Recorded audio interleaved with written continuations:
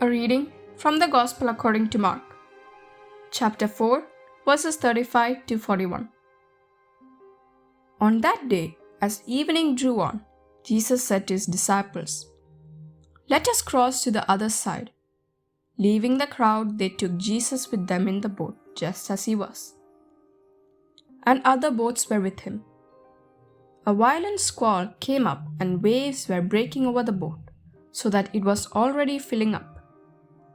Jesus was in the stern, asleep on a cushion.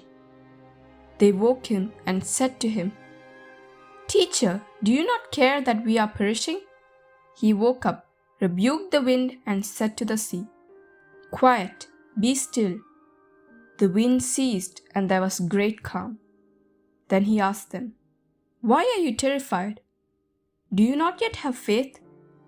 They were filled with great awe and said to one another, "Who then is this whom even wind and sea obey?"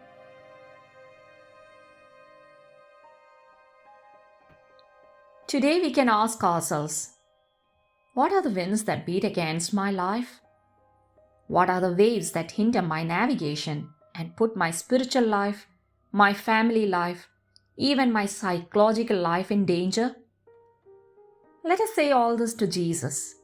Let us tell him everything. He wants this.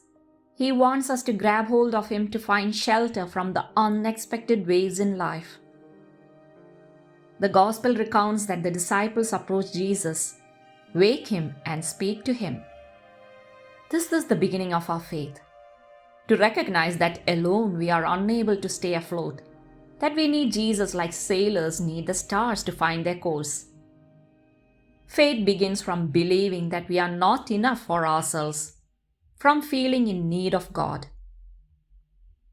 When we overcome the temptation to close ourselves off, when we overcome the false religiosity that does not want to disturb God, when we cry out to him, he can work wonders in us.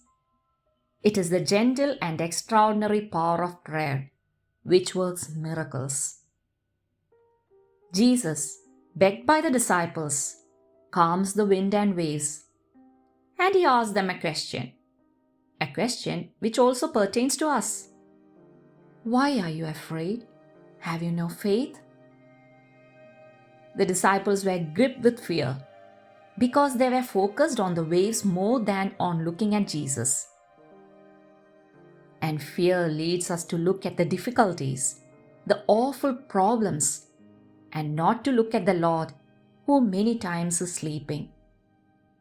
It is this way for us too. How often we remain fixated on problems rather than going to the Lord and casting our concerns to him.